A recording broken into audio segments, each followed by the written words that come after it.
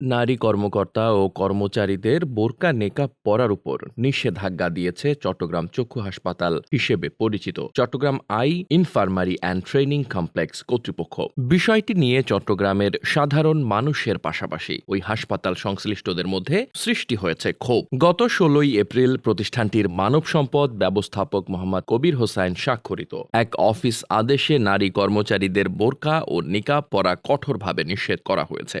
এ নিষেধাজ্ঞা আগামী 1 মে থেকে কার্যকর করা হবে বলে জানানো হয়। Uniform policy, dress code, personal appearance standard এবং গ্রুমিং কোড শিরোনামের 3 পৃষ্ঠার অফিস আদেশটিতে বলা হয়, আমাদের গ্রাহকদের কাছে একটি ইতিবাচক পেশাদার ভাবমূর্তি তৈরি করতে এবং রোগী ও জনসাধারণের আস্থা বাড়াতে এবং প্রতিষ্ঠানের শৃঙ্খলার একটি অংশ হিসেবে ব্যবস্থাপনা কর্মীদের জন্য একটি নির্দেশিকা তৈরি করেছে সিইআইটিসি। এটি 1 মে থেকে কার্যকর করা হবে। সকলকে তাদের সহযোগিতা প্রসারিত করার জন্য অনুরোধ করা হচ্ছে। ওই ড্রেস কোডের বি সেকশনের 3য় কলামের 2য় সারিতে লেখা আছে, মহিলা কর্মচারীরা মুখ ঢেকে রাখতে পারবেন না, হিজাব অনুমোদিত।